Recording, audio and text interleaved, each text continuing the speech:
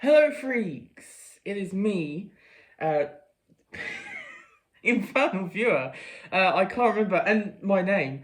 But look, we've got a special guest. Jinxie! This is Jinx, our hamster. Say hello, Jinx. No, she'd rather escape. Say hello, Jinx. Say hello. Yeah, so she's joining us for this one, apparently. You insisted upon it. Yes, so we are back again for some Doctor Who watch-through review goodness. So yeah, we are talking about, you may have caught a glimpse of it earlier, we are talking about the Aztecs, which is our second historical story that we can experience in the existing, can't speak, and is the third historical overall. So yeah, let's talk about this one, because this one is a fan favourite. A lot of people love this one. This is generally sort of at the top of people's list when, at least when it comes to Hartnell stories. So it's good fun. It is. We really enjoyed it. It's just 4 parts. It's by John Lucarotti. I don't know how to say his name. Yeah, and it's good fun. I think a thing that a lot of people bring up with this one is that it tackles for the first time in the series the idea of changing events. Like, you can't do that. And so obviously, you obviously the famous line of, you can't change one line, not one thing, Oh God! See, I'm not going to be able to concentrate with her just running around. So yeah, this one's kind of interesting. She's very excited. She is, yes. So okay, we've put the hamster back.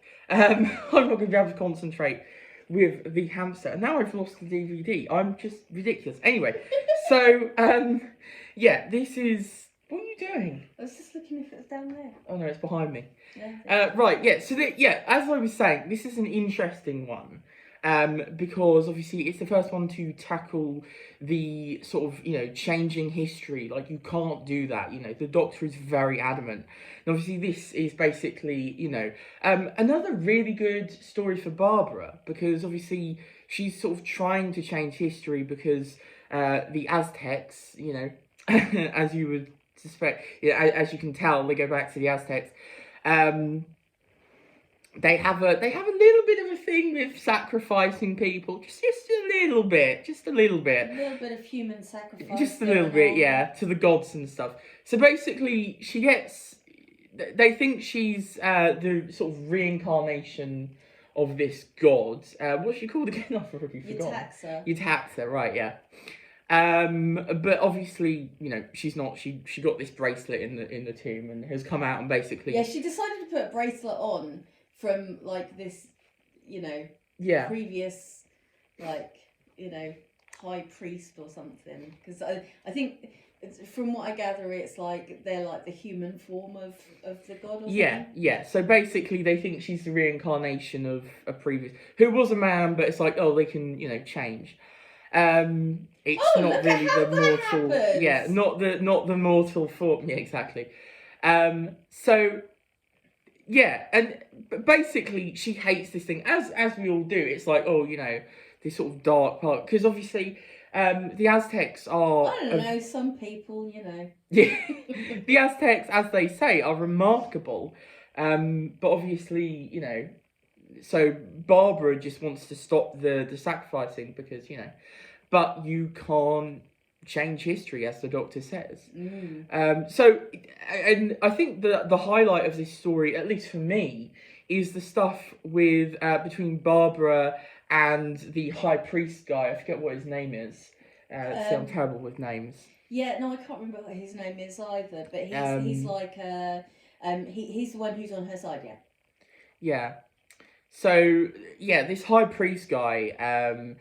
That sort of the interactions and the stuff surrounding that, I think, was the highlight for me. And it was really interesting seeing Barbara, especially at the end when she has to come to terms with the fact that technically she lost. Yeah. Yeah. Such a great companion. I mean, She she's is. given so much good stuff to do. She is. Again, this is a really, really strong one. I mean, as well, I think what's brilliant is that, you go back to the beginning of the series with, an unearthly child and things like that. And I'd say she's slightly weaker in the character department, especially the Daleks as well, I think. But, oh no! yeah. Never do something. I'll just stay here. Yeah, exactly. Swoon. But sort of die, like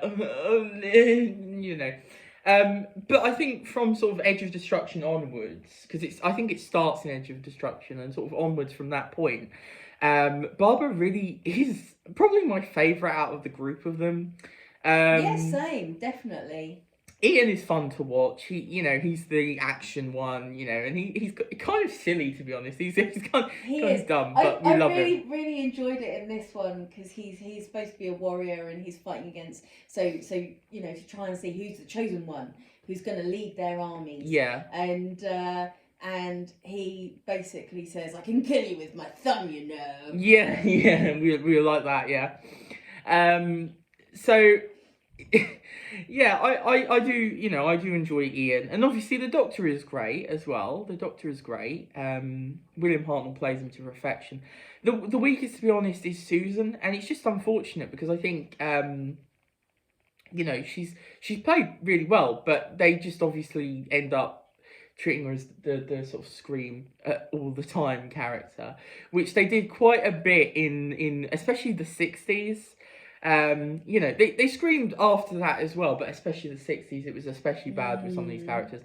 It got a bit better with like some of the second Doctor's companions. I think it was Zoe, wasn't it? It was very good. But we're sort of we're leaping ahead there. Yeah, we are a little bit. But also I think that my other highlight from this story is this guy over here, who is great. Oh. That's Axolotl. That is Axolotl. Yeah. Not actually Axolotl. No. But no, he'd be a lot more smiley. Toxel. Taloxel. I don't know how to say his name. We're just going to call him Mr. T. Mr. T? What? Oh, no. No, what are we going to call it? Sacrifice dude. The sacrifice dude. The sacrificial dude. Yeah. Oh, no, they keep calling him the Butcher at the early stages, don't they? Oh, yeah, the Butcher. Okay, let's call him the Butcher. So the Butcher is great. I love him. He's played wonderfully here by whoever I don't know the actor. Sorry, I didn't catch his name. He's great. He's got some great makeup. I love the look of him. He's really bloody creepy. Yeah. And he's great. He's a slimy little, Yeah. He's really. He is determined. He's a little plotter. He is. Well, I mean, the thing is, though, he does know that Barbara is like not who she says she is. I mean, yeah, technically he is right. She is basically, all of them are infiltrating on this whole thing. I mean, technically he is right. I mean, he's still a slimy little so and so. He just wants his sacrifices to go ahead. Yeah, basically. And he's great. He's great. He's a great villain. One of my favourite human villains, I think, from Doctor Who. We've had some great ones. I'm really excited to get to a particular one. If you know who I'm talking. You probably know who I'm talking about if you're a massive fan. But he's high up there. I really like him. I think he's great. Yes. He's played to perfection that sort of evil, especially I love the little zoom ups of his face and everything. It's great. Yes, like he just sort of walks towards the camera and sort of just sits there like, and I'm going to destroy them. Yeah, it's great. But all the characters are actually really well done here, I would say. And even Susan, who I think is the weakest element of the TARDIS crew, is really good here, actually. Because she gets some time to shine, because obviously she's also rebelling in her own way and trying to, sort things out in her own way, because obviously... And nobody is going to tell Susan who she's going to marry. Exactly, and nobody. That's a part of it. Yeah. And also, I mean, everybody remembers the lovely moments of humour in this one with the Doctor accidentally marrying this woman. Made a cocoa for a woman, got engaged to her by accident at the same time. I love that. I love it. That was a heavy night, man. That was a heavy night. Yeah. So it. I mean, he seemed quite happy with it. He did. Yeah. He and seemed actually, like he was like, you know, and they did have some really good chemistry. They did. They did. Honestly, I was kind of. It was kind of pulling my heartstrings a little bit. You know, at the end. At the end, especially, you know, him looking off and just being like, you know, it just like. And she was like, oh, you know, remember stay me by your side. Oh no, well, remember me then. Yeah. You know, he could have had her as a companion. Yeah, I mean, they have done that. I mean, obviously at the time this would have been like, oh no, you know, but you know, I mean, we have had sort of things where it'd be like, probably could have had her as a companion. But yeah, she was great. I mean, all the characters were really good. The main cast, you know, of like the people. The story's compelling as well. I mean, you know, I have to say, like, one of the things where everyone's going, oh, you know, don't like it when there's politics involved. I love it when there's politics involved. Yeah. I love it when you're sort of looking at, you know, politics, religion, anything like that is interesting. I mean, this one it's got that sort of cliche plot of the historicals that Hartnell's had, where they get stuck in a time period and they can't leave in their TARDIS. Yeah. So they're sort of stuck in this situation. But it's done really well because, you know, you've also got a companion that's like going, right, you know, you've got that force that's sending the plot as well of like, other than them just trying to get back to the TARDIS. Which sort of happens a little bit too much with some of these. You know, because I think, like you said, it is kind of difficult with historicals to find a reason for them to be there. I mean, because you can start out and it's like they explore for a little bit. But obviously you then need to keep them there for some sort of reason. You can't just have them exploring. I mean, I think really they get caught up in some sort of situation. It's just whether you can keep that story going. But this does it really well. I mean, you know, we've got the different sets of characters who are really compelling. So the story itself is compelling. Because really the story itself is very, very simple. You know, they get stuck. Barbara's trying to change history, but they're all trying to obviously get back to the TARDIS. And then you've got this guy, the Butcher, who's Barbara is a goddess. Barbara is a false goddess. Yeah, he's trying to basically proclaim that, you know, try and prove that she's a false goddess and destroy all of them. He just really wants to destroy them all. You've also got the other guy that's along with the Butcher. I forget his name as well. They all sound kind of the same. It's like your Coxel. Coxel. Warm your cockles. Yeah. Anyway, Toxel will warm your cockles with your own blood. That was creepy. It was, yeah. But yeah. You know, and obviously you got the infighting, so, you know, the Butcher and then his side guy, it sounds like some sort of romantic, his side person. Oh, and also you got the perfect victim. Love yeah. This. You know, there's this guy and he's been picked to die on the day of darkness. Mm. And literally that is an eclipse. Yeah, that's his role is to be the perfect victim. He's not known as anything else, just perfect victim. Yeah. And yeah. I mean, what a role. Yeah.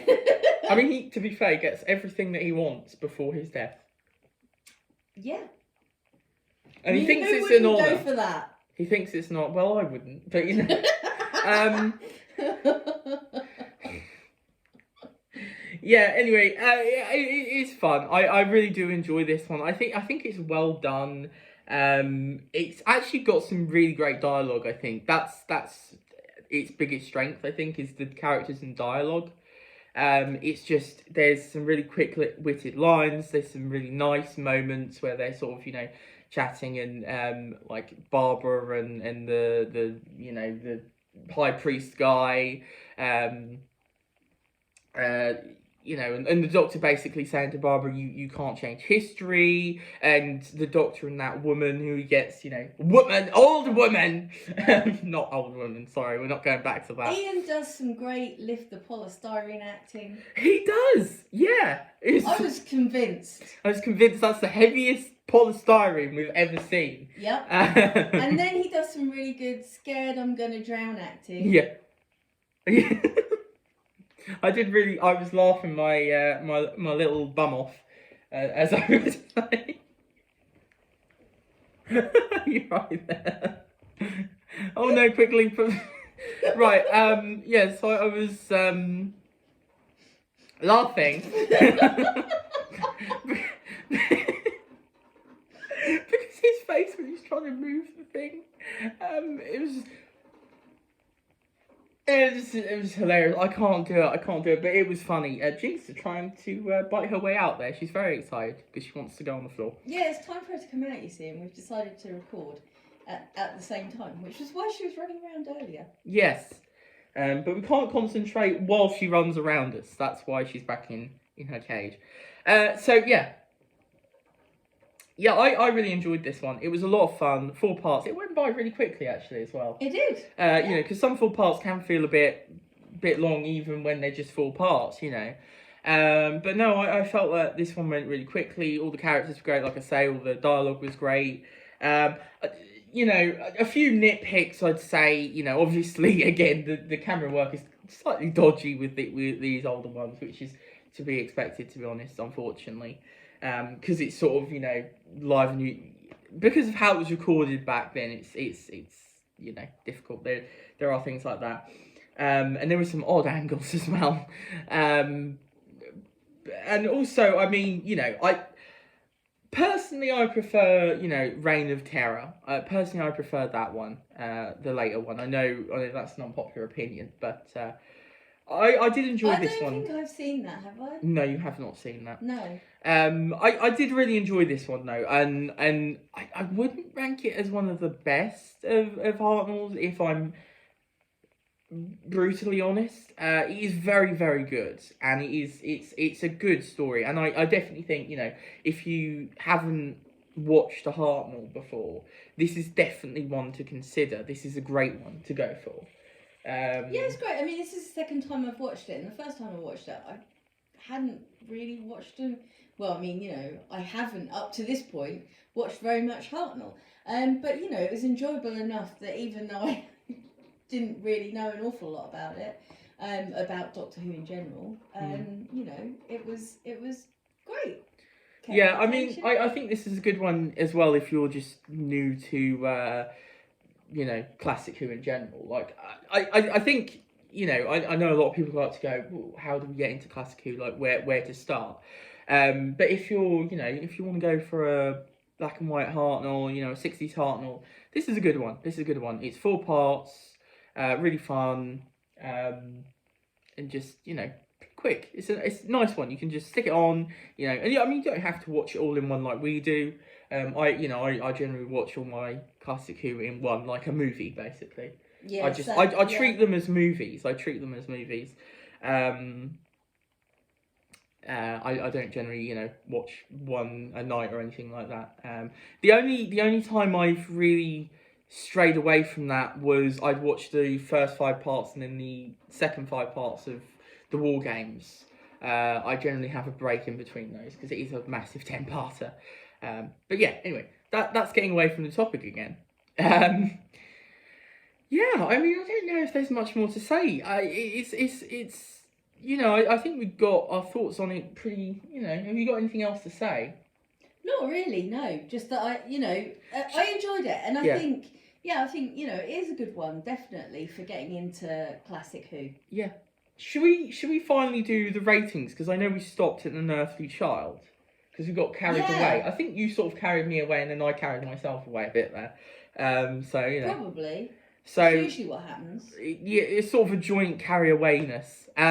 So, our brain cell gets too overwhelmed. Yeah, we share one brain cell. So, Daleks then, what are you rating that one? I rated that 8 right, out of 10. You didn't rate it before, but you're rating it now. Okay. No, we talked about it yesterday. Did we? Or the day before. I don't remember talking about rating the. You might have. I don't know. Daleks for me would be a 7. I still really enjoy it, but yeah, I'm not. I wouldn't quite go as far as to say an 8. That's still really solid though. That is still a solid. That's a solid 7. That's a solid 7. You know, I think that's like the solid, like good. You know. Yeah, 7 is good. Yeah. I mean, you know, 5 is like half and half. So 5 is average. 6 is just above average. Not great, but better. 7 is a solid 7. Yeah, and then 8 is it's good, and then obviously 9 is and then 10 is this is the best thing in the universe. Okay, so Edge of Destruction. 7. I'd go 8.5. I'm gonna go with the decimal. The 0.5s are coming out. Yeah, that's. Yeah, I love Edge of Destruction. It's great. It is. It's bonkers. And then Aztecs. What are we giving this one? I would give that an 8. Yeah, I'll go for an 8 as well. I can't not go lower than because I did really enjoy this one. So I thought yeah, it was great, and you know anything where Barbara is like taking a really cool role in it. Yeah, I exactly. Love. You know, when she gets a strong role. I honestly think that this original TARDIS team is great, especially fantastic. Barbara. Yeah, but Barbara is amazing. Barbara and Ian are just 2 of my favourites. Honestly, they are brilliant. I do love them. Yeah. Ian is just a funny, bumbling buffoon who I love, and Barbara is just wonderful. And I love the fact that he took kicks a lot all of the arse. He took a lot of the falling over. Yes. In the early sort of ones. Yeah, I mean, well, obviously, you know, when he was cast, he was the action man of the series because obviously Hartnell wouldn't be able to do like the action scenes as much. But he also like fell over. You know, just fell over. Oh yeah. Just like. Oh no, it's bright outside.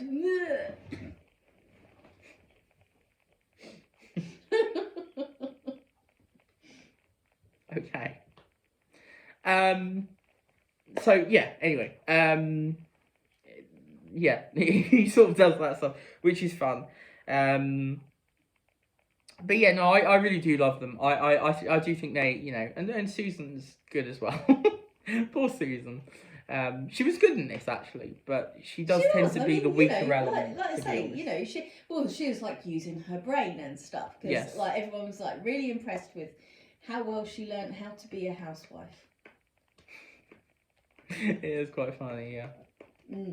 Yeah, they used to send people to finishing schools, you know, for that sort of thing. Clearly, I have no training in that area. No. Which is why I'm such a slob. All right then. I think that on that note. Yeah, on that note, I think that is it. I believe we are done.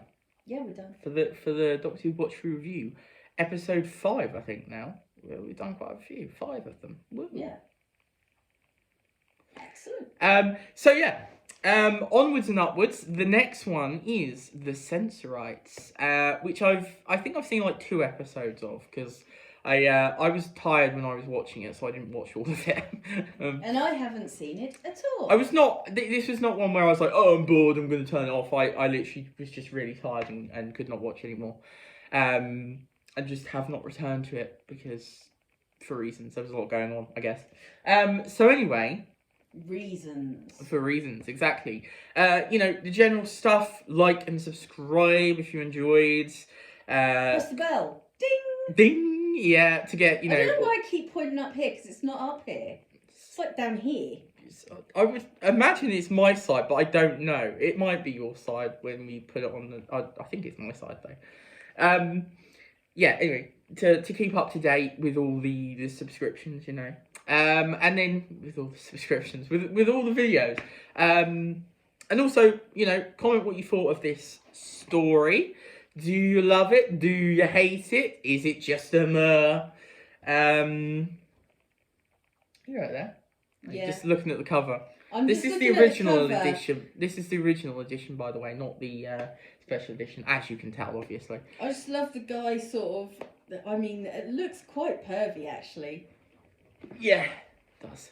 There's a guy on the sacrificial stone and someone with a beaky hat on who looks like he's bending down, and then Axolotl is like calling down the gods of sacrifice. He is indeed. I like his feather things.